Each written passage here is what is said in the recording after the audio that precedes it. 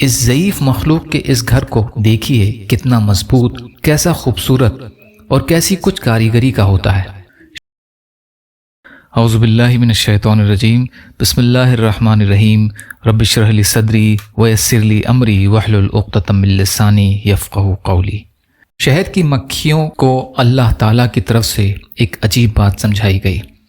شہد کی مکھیوں کو اللہ تعالیٰ کی جانب سے یہ بات سمجھائی گئی ہے کہ وہ پہاڑوں میں، درختوں میں اور چھتوں میں شہد کے چھتے بنائیں۔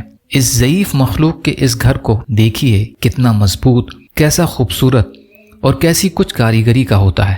پھر اسے ہدایت کی اور اس کے لیے مقدر کر دیا کہ یہ پھلوں کے، پھولوں کے اور گھاس پات کے رس چوستی پھریں اور جہاں چاہے جائیں آئیں، لیکن واپس لوٹتے وقت سیدھی اپنے چھتے کو پہنچ جائیں، چاہے بلند پہاڑ کی چوٹی ہو، چاہے بیابان کے درخت ہوں، چاہے آبادی کے بلند مکانات اور ویرانے کے سنسان کھنڈر ہوں۔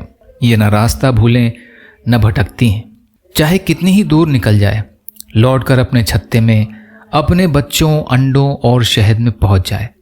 اپنے پروں سے موم بنائیں، اپنے منہ سے شہد جمع کرے اور دوسری جگہ سے بچیں۔ تفسیر ابن کثیر۔ یا اللہ ہم سب کو کہنے سننے سے زیادہ عمل کی توفیق عطا فرما۔ یا اللہ مظلوم ایمان والے اور مسلمان جہاں بھی پریشان حال ہیں، ظالموں کے ظلم کا شکار ہیں، ان کی مدد فرمائیے۔